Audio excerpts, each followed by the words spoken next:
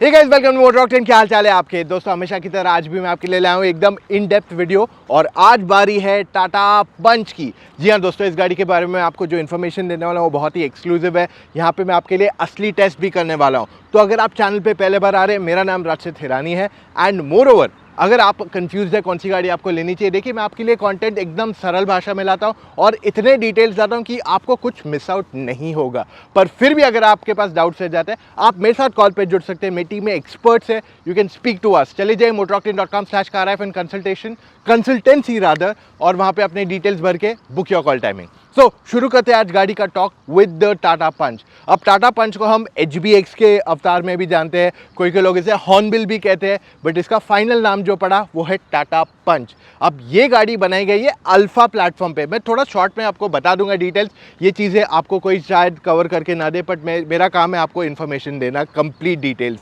तो ये गाड़ी बनाई गई है अल्फा प्लेटफॉर्म पे। अल्फा प्लेटफॉर्म वही प्लेटफॉर्म है जिस पे अल्ट्रॉस बनी गई है, तो इस वजह से इस गाड़ी में आपको 90 डिग्री डोर ओपनिंग तो आ ही जाता है। साथ में जो अल्फा प्लेटफॉर्म की मजबूती है वो भी इसमें मिल जाएगी। तो टाटा मोटर्स क्लेम करता है कि ये मोस्टली 5 स्टार रेटेड कार रहने वाली है in global NCAP crash test, पर अभी तक टेस्ट के रिजल्ट्स आए नहीं है। So I am not the correct person to say कि हाँ है या नहीं, बट डेफिनेटली अल्फा प्लेटफॉर्म की जो स्ट्रेंथ है वो यहाँ बरकरार रहेगी। अब ये गाड़ी को नेक्सॉन के नीचे प्लेस किया जा रहा है इन साइज एंड ओवरऑल अगर आप इसकी स्टाइलिंग देखते हैं तो ये बनाई गई है on the impact 2.0 design. Impact 2.0 वही डिज़ाइन है जिस पे हैरियर बनाई गई है, अल्ट्रॉस बनाई गई है और इस वजह से आपको उन गाड़ियों के लक्षण दिखाई देंगे इन ओवरऑल स्टाइलिंग। अब अगर आप इस गाड़ी का फ्रंट ग्रिल देखते हैं, पहली चीज़ आप नोटिस करोगे कि ये ग्रिल काफ़ी थिक है एंड आपको एक ही जगह ओपनिंग दी हुई है जहाँ पे उनका ट्राई एरो मोटिव आ जाता है एंड लोगो है। उसके अलावा इसके हेडलैम्प्स में आपको 3 एलिमेंट्स आते हैं।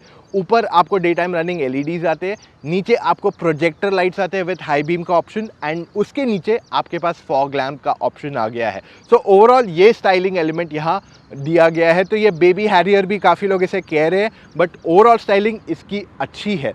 अब यहाँ पे एक चीज़ जो आपको डेफिनेटली स्ट्राइक होगा वो ये है कि इसके कलर्स काफ़ी ट्रेंडी आ रहे हैं। रेड, ब्लू, ये सब कलर्स की वजह से इसकी डिज़ाइन जो है इसको ज़्यादा जैजी एंड स्टाइलिश रखने की कोशिश की गई है। तो इसका जो ब्लू आता है वो एक्चुअली नेक्सॉन पे ब्लू जो आता था उससे काफ़ी सिमिलर है, not exactly the same but काफ़ी सिमिलैरिटीज़ यहाँ पे आपको दिखाई देगी। बॉनेट का साइज़ छोटा है और ये डेलिबरेटली ऐसा रखा गया है। इस गाड़ी में आपको सिर्फ 3 सिलेंडर इंजन ही आ पाएंगे, 4 सिलेंडर इंजन का ऑप्शन नहीं आ पाएगा as per the size of the engine bay. जाते हैं साइड की तरफ।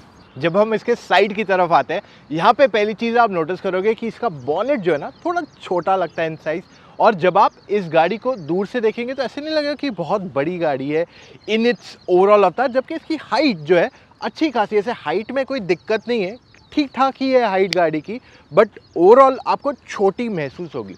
अगर मैं लेंथ की बात कर लूँ ना, जब आप इसे नेक्सॉन या वेन्यू के बगल में खड़ा करेंगे तब आपको लगेगा हाँ ये थोड़ी छोटी है। लगभग 20 सेंटीमीटर इस गाड़ी का डिफरेंस आ जाता है इन साइज़। अगर मैं इसके ग्राउंड क्लियरेंस की बात कर लूँ तो वो 190 का आता है इस गाड़ी में, जो मेरे हिसाब से ठीक है क्योंकि इसका व्हील बेस जो है ना बहुत बड़ा नहीं है। व्हील बेस यानी कि एक पहिए से दूसरे पहिए तक का डिस्टेंस अगर वो ज़्यादा होता है तब आपको ज़्यादा ग्राउंड क्लियरेंस की ज़रूरत पड़ती है इन दैट केस, और यहाँ पे आपको वो सिचुएशन नहीं लगेगी। ओवरऑल जो गाड़ी की पेंट क्वालिटी है काफ़ी अच्छी है and it's not premium, it's more towards the trendy finish. और जो टॉप एंड जो मैं चला रहा हूँ इसको वाइट ऊपर आपको दिया गया है। So it's a very subjective topic, किसी को वाइट पसंद है, किसी को ब्लैक पसंद है, it's all a personal test.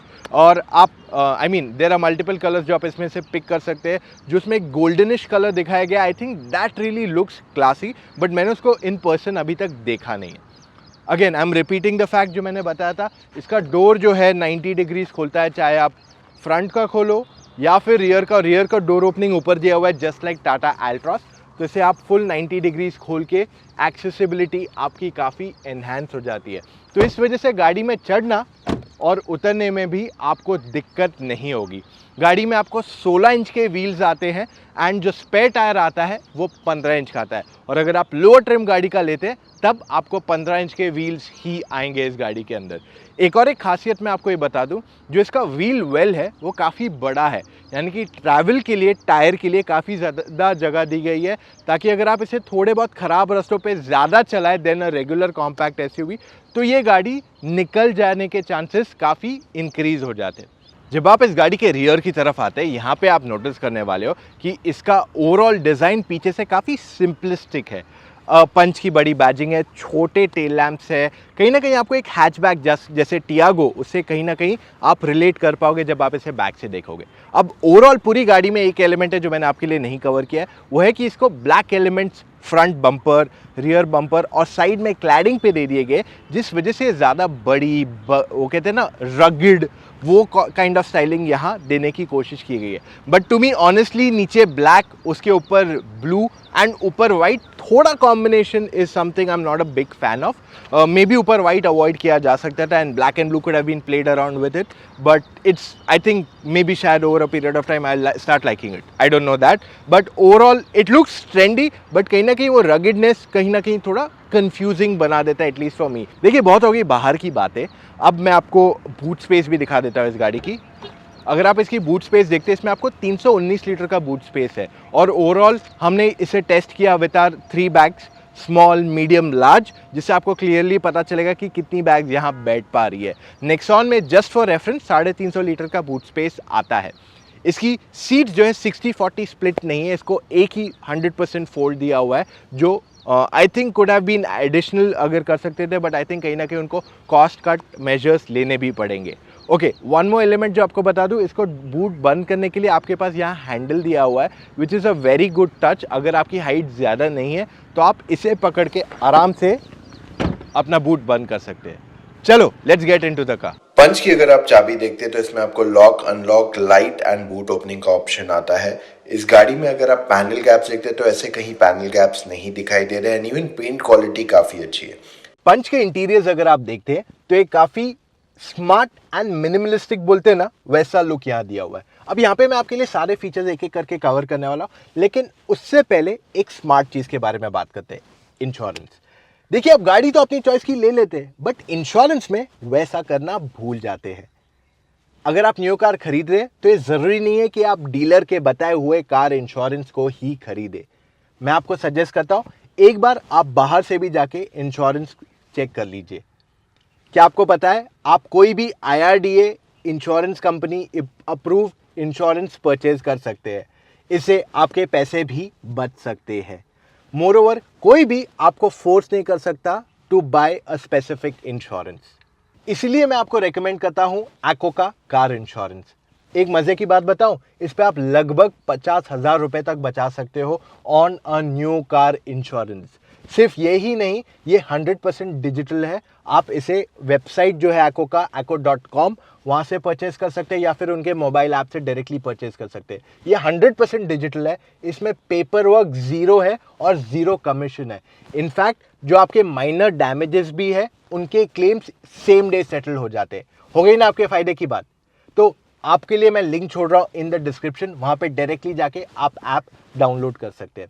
अब अगर मैं बात कर लूं इस गाड़ी के इंटीरियर की, यहां पे आप नोटिस करोगे कि जो मैंने कहा सिंपलिस्टिक एंड मिनिमलिस्टिक लुक दिया गया है, एंड ओवरऑल जो फील दिया गया है ना गाड़ी का, वो काफी प्रीमियम है। देखिए इसमें आपको हार्ड प्लास्टिक्स तो आएंगे, जो प्राइस पे गाड़ी आ रही है वहां पे सॉफ्ट टचेस मिलना इज एक्चुअली नेक्स्ट इम्पॉसिबल, और अक्रॉस द कार आपको हार्ड प्लास्टिक्स ही है, तो कुछ डिफरेंस नहीं है in terms of plastic quality. Overall जो बिल्ड है, जो touch and feel of materials है, वो अच्छा फील होता है यहाँ पे।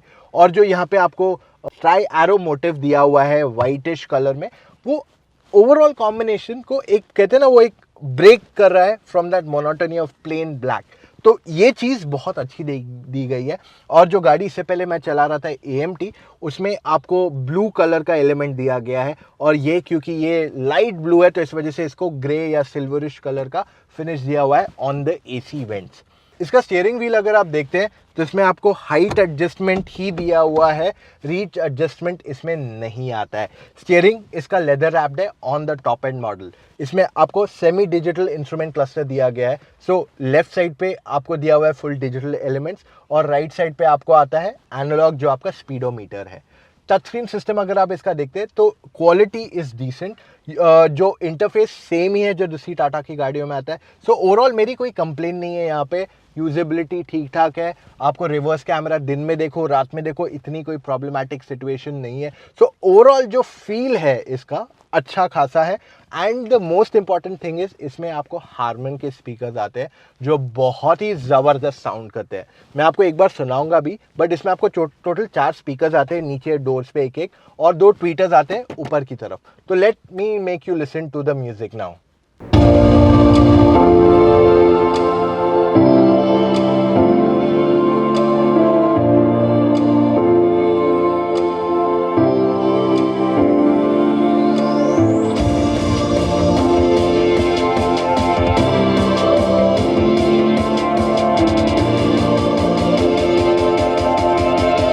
तो ये था इसका म्यूजिक एक्सपीरियंस, बहुत ही बढ़िया साउंड करते हैं इसके speakers, there is no complaints at all. जो फ्रंट सीट है यहाँ पे आप लगभग स्ट्रेट बैठते हो, जैसे चेयर पे बैठते हैं, सोफा की तरह नहीं, चेयर पे बैठते हैं वैसे बैठ रहे हो, तो इस वजह से आपको अच्छा खासा सपोर्ट मिल जाता है। एंड लॉन्ग ट्रिप पे जाएंगे तो आपको थकावट ये पोस्चर में होने के चांसेस वैसे भी कम ही है। सो इस वजह से आप आराम से बैठ के जा सकते हो फॉर अ लॉन्ग ट्रिप बिना किसी थकावट के, and you will enjoy driving this car. Headroom भी अच्छा खासा है, नी रूम डिसेंट इनफ है, I mean you should not have a problem अगर आप ये साइड भी बैठेंगे। And overall everything is good. आपको इसमें automatic headlamps, rain sensing wipers, automatic या क्लाइमेट कंट्रोल भी दे दिया गया है इसमें। सो ओवरऑल फीचर्स भी गाड़ी में काफ़ी आते हैं। बेस मॉडल में 2 एयरबैग्स, ABS प्लस EBD आपको अक्रॉस द बोर्ड मिलेगा, तो ऐसे नहीं कि सिर्फ टॉप एंड में आ रहा है, तो ये अक्रॉस द बोर्ड सारे वेरिएंट्स में आने वाला है ये। So features in terms of safety भी गाड़ी में काफ़ी अच्छा है। इसमें आपको कनेक्टेड कार टेक्नोलॉजी भी आता है, आयरा 27 फीचर आते हैं इसमें। मैंने सेम फीचर्स अल्ट्रॉस में भी कवर किए, लिंक आपके लिए आई बटन में छोड़ रहा हूँ, do go and check that out as well. तो ये होगी पूरी फ्रंट की बातें। अब बैक सीट पे जाके देखते हैं कितनी स्पेस दी गई है फॉर रियर पैसेंजर्स। पंच की अगर आप रियर सीट बाहर से देखते हैं तो ऐसे लगता है यार बहुत टाइट है जगह, बैठने को नहीं है, नी रूम नहीं है यहाँ पे। बट जब आप पीछे बैठते हैं तो आपके पास नी रूम डिसेंट इनफ है, हेडरूम की भी ऐसे कोई कमी नहीं है। अब 3 लोग बैठ के जा सकते हैं, पर थोड़ा टाइट डेफिनेटली है। पर थर्ड पैसेंजर के कन्वीनियंस के लिए फ्लोर ऑलमोस्ट फ्लैट है, जिस वजह से बैठने में ज़्यादा दिक्कत नहीं होगी। हाँ, 3 एडजस्टेबल हेडरेस्ट नहीं है, केवल 2 ही आते हैं इसमें, जो यहाँ पे एक क्लियर मिस आउट है। रियर पैसेंजर्स के लिए AC भी नहीं दी गई है, जो एक और एक यहाँ पे मिस आउट है। पीछे के डोर्स में अगर आप देखते हैं तो आपके पास 1-1 लीटर की बोतलें आराम से बैठ जाती है। वैसे तो आगे के डोर में भी 1-1 लीटर की बोतलें आराम से बैठ जाती है। आपके ग्लव बॉक्स में अच्छी खासी स्टोरेज है, एंड मोर ओवर आपके ग्लव बॉक्स को कूल्ड का ऑप्शन भी दिया गया है, जिस वजह से ज़्यादा कन्वीनियंस हो जाता है। पीछे आपको चार्जिंग पॉइंट नहीं है, बस ये एक मेजर दिक्कत की बात है। और फ्रंट पैसेंजर्स को आगे एक चार्जिंग पॉइंट दिया गया है, रादर 2 चार्जिंग पॉइंट दिए गए, और एक चार्जिंग पॉइंट सेंटर में दिया गया रादर देन पीछे। तो आई फील एक पीछे पैसेंजर्स को एक USB पॉइंट तो दे देना चाहिए था, इफ नॉट अ 12 वोल्ट। इसमें आपको फोन स्टोरेज आगे एंड इवन पीछे की तरफ एक पॉइंट दिया हुआ है जहां आप अपना फोन रख सकते हैं। पंच में आपको एक ही इंजन ऑप्शन आता है, वो है 1.2 लीटर पेट्रोल, और ये नॉन टर्बो है, टर्बो चार्ज नहीं है। अब इसमें मैंने दोनों इंजन चलाए हैं, AMT एंड द मैनुअल, दोनों 5 स्पीड आते हैं, बट डिफरेंस है इस इंजन में। वैसे तो ये इंजन टियागो, टिगोर, अल्ट्रॉस में भी आता है, बट मैंने जैसे कहा डिफरेंट है, तो इसकी ट्यूनिंग को चेंज किया गया है ताकि ये थोड़ी ज़्यादा इफेक्टिव हो, क्योंकि इस गाड़ी की जो कैरेक्टर है वो अलग है compare to a Tiago, Tigor. So overall जो इसकी ड्राइव क्वालिटी है वो पहले से मुझे बेटर लगी है। टियागो में ऐसी अच्छी चलती है, बट रिफाइनमेंट में डिफरेंस आया है। साथ में जो इनिशियल पिकअप है वो और बेटर है। तो टेक्निकल वर्ड अगर मैं यूज़ करूँ तो कहते हैं ना, जो लो एंड टॉर्क है वो पहले से बेटर हो गया है। तो इस वजह से आपको ज़्यादा गियर शिफ्ट करने की ज़रूरत नहीं पड़ती है शहर के अंदर। मोर ओवर जो AMT है, देखिए मैं एक एक करके कवर करूंगा, पहले मैनुअल करता हूं, then I will come to AMT in detail. So जो गियर शिफ्ट इसका है काफ़ी स्मूथ है, क्लच लाइट है, तो ड्राइव करने में आपको प्रॉब्लम नहीं होगी। शहर में अगर आपको क्रूज करना है आराम से कर सकते हैं, आपको गलियों से जाना है वो भी कर सकते हैं, पर अगर आपको ओवरटेक करना है तो थोड़ा गियर शिफ्ट्स आपको करने पड़ेंगे। एंड हाईवे पे अगर 80 या 100 की स्पीड पे चलते हैं तो वो आपके लिए ठीक रहेगा। आपको अगर क्विक ओवरटेक करनी है तो आपको गियर शिफ्ट 1 या मे बी 2 डाउन करने पड़ेंगे ताकि आप वो क्विक ओवरटेक कर सको। तो जैसे मैंने कहा, अगर आपकी रिलैक्स ड्राइव है, you are gonna love this car. Overall आपकी ज़्यादा कोई कंप्लेन होने के चांसेस है ही नहीं इसमें, क्योंकि इंजन काफ़ी हद तक आपका जो परफॉर्मेंस है वो डिलीवर करती है। आपको अगर वो एक्स्ट्रा किक चाहिए ना या पंच चाहिए तो वो यहाँ पे मिसिंग है। अगर मैं AMT की बात कर लूँ तो मेरे, आप कोई भी वीडियो जाके देख लो, टियागो, टिगोर, नेक्सॉन, सब में मैंने कहा है कि इनका AMT में इतना मज़ा नहीं आया है, और मुझे अगर रेकमेंड करना है तो मैं मैनुअल करूँगा, बट इस गाड़ी का AMT is a lot better. देखिए ऑलरेडी इसके इंजन में ट्वीक किया गया है और इसके AMT गियर बॉक्स को भी ट्वीक किया गया है। बेसिकली जैसे समथिंग बोलेरो नियो का MLD चलता है, ऑन सिमिलर लाइंस इसके AMT को ट्यून किया गया है ताकि अगर आप कहीं फंस जाओ तो आपके जो टायर में ग्रिप ज़्यादा है उसको ज़्यादा पावर मिल सके। सो वैसी एक ट्यूनिंग की गई है इसमें। अब इस गाड़ी में आपको और भी चीज़ें आती है, जैसे मैनुअल है, मैनुअल गाड़ी चलाते हो तो आपको इको मोड आता है, पर अगर आप AMT चलाते हो तो आपको इको मोड तो आता ही है, बट उसके साथ साथ एक और एक मोड आता है विच इज़ मैनुअल मोड। तो जैसे आप गाड़ी को मैनुअल में डाल देते हैं, सिटी मोड हट जाता है और वो मैनुअल में चला जाता है। डिफ़ॉल्ट मोड जो इस गाड़ी में आता है वो है सिटी। आई रियली विश इसको टर्बोचार्ज पेट्रोल भी आता, आई एम श्योर आगे चल के आएगा, but I can not confirm because I have no confirmation on that. And देखिए हम लोग हमेशा पावर के कहते हैं ना, पावर और फीचर्स की लोगों की इच्छा कभी ख़त्म ही नहीं होती है। पावर जितना दो और मांगेंगे, फीचर्स जितना दो और मांगेंगे, तो वो एक ऐसी सिचुएशन है जो कभी ख़त्म नहीं होने वाली है। But I think in the initial phase two keep the price affective, इस वजह से इन्होंने शायद 1.2 नॉन टर्बो को ही इंट्रोड्यूस किया है। अब अगर मैं बात कर लूँ इसके ओवरऑल राइड क्वालिटी की, तो फ्रंट पैसेंजर्स की बात कर लूँ या रियर की, राइड क्वालिटी काफ़ी अच्छी है, कोई कंप्लेन नहीं है मेरी एज सच। और थोड़ा स्टिफ डेफिनेटली है अगर मैं दूसरी टाटा से कंपेयर करूँ, जैसे अल्ट्रॉज हो गया या फिर इवन टियागो, टिगोर से कंपेयर कर लूँ, थोड़ा स्टिफ ज़्यादा है क्योंकि गाड़ी की हाइट ज़्यादा है और व्हील बेस बहुत ज़्यादा बड़ा नहीं है या चौड़ाई ज़्यादा नहीं है, तो इस वजह से आपको स्टिफनेस थोड़ा फील होगा, but there is no complaints per se on that part. Next element आता है हैंडलिंग। अब बॉडी रोल इतनी छोटी गाड़ी में नहीं है, ऐसे नहीं कि गाड़ी बहुत लंबी है और बहुत छोटी है इन टर्म्स ऑफ लेंथ, तो वो सब प्रॉब्लम नहीं है। तो बॉडी रोल में आपको ऐसे कोई स्ट्रगल नहीं रहेगा। इवन स्टीयरिंग का फीडबैक काफ़ी अच्छा है, इट्स लाइक अल्ट्रॉस, तो वहाँ पे भी प्रॉब्लम नहीं है। आप 100-120 पे आराम से क्रूज कर सकते हो। 140 जाने के लिए आपको मेहनत ज़्यादा लगेगी, बट पहुँच गए तो स्टेबल तो है गाड़ी वहाँ पे, that I can say that. पर हाँ, ये इंजन जो है, अगर आप एक एंथुजियास्ट है, you will not appreciate this engine, आप डिसअपॉइंट हो जाओगे। जो चीज़ मुझे इस गाड़ी की बहुत पसंद आई है वो है इसका सीटिंग पोजीशन। बाकी दूसरी गाड़ियाँ अगर आप बैठते हो जो SUV खुद को कहती है, उसमें तो आप बहुत नीचे बैठते हो, लो बैठते हो, आपको वो SUV वाला फील नहीं आता। अब इसमें ऐसे नहीं कि बहुत SUV फील आ रहा है, but you definitely feel a lot more like an SUV in this car then जो भी ये दूसरी सेगमेंट की गाड़ियाँ हैं। KUV में maybe you felt a little more higher than this, but दूसरी जो गाड़ी है मैग्नेट काइगर, उसमें तो आप काफ़ी लो बैठते हैं, वो तो हैचबैक जैसी फील होती है। यहाँ पे आपको वो फील नहीं आता, यहाँ पे फिर भी आपको एक SUV जैसा फील आ जाता है, तो ये चीज़ इसके फेवर में जाती है। मिरर साइजेस भी डिसेंट है, ब्लाइंड स्पॉट्स ऐसे नहीं है कि बहुत ब्लाइंड स्पॉट्स है या कुछ, आप सारी विजिबिलिटी सेट कर सकते हो आराम से, कोई प्रॉब्लम नहीं होगा। एंड आपका जो रोड विजिबिलिटी भी है वो भी काफ़ी अच्छा है। अगर आप मैनुअल वर्जन लेते हैं तो आपको ऑटो स्टार्ट स्टॉप का फीचर भी आता है जो आपको AMT में नहीं उपलब्ध कराया गया है। बस ये एक डिफरेंस आ जाता है in terms of features manual and AMT में।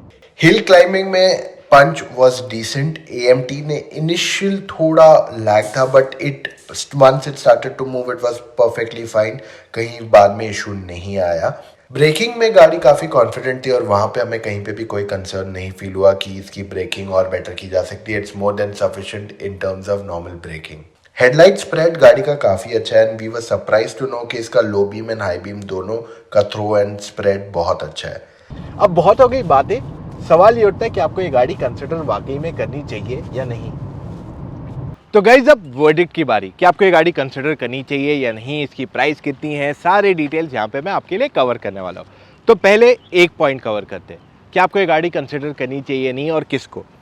अगर आप शहर में रहते हैं, आप ख़राब रास्तों पे भी बहुत जाते हैं, इन दैट केस ये आपके लिए एक अच्छी चॉइस वहाँ बन जाती है। आपको इसमें फीचर्स भी अच्छे आते हैं, इंजन का परफॉर्मेंस शहर के लिए और हाईवे पे क्रूज़ करने के लिए परफेक्ट है, उससे ज़्यादा पावर की आपको ज़रूरत नहीं है। So overall drivability, ease of driving, features, ये सारी चीज़ें यहाँ पे पूरी तरह कवर हो जाती है और उस एस्पेक्ट में ये एक परफेक्ट चॉइस बन जाती है over a hatchback and a sedan. पर अगर आपको ज़्यादा परफॉर्मेंस चाहिए, अगर आपको ज़्यादा बड़ा बूट स्पेस चाहिए, तो शायद ये आपके लिए परफेक्ट चॉइस वहाँ नहीं बनती है। उसके लिए या फिर आपको कोई दूसरी गाड़ी लेनी पड़ेगी जो एसयूवी है, जो ज़्यादा बूट स्पेस दे, या फिर आपको इसके टर्बो पेट्रोल के लिए रुकना पड़ेगा, अगर वो कभी आता है। उसकी भी अभी तक कंफर्मेशन नहीं है।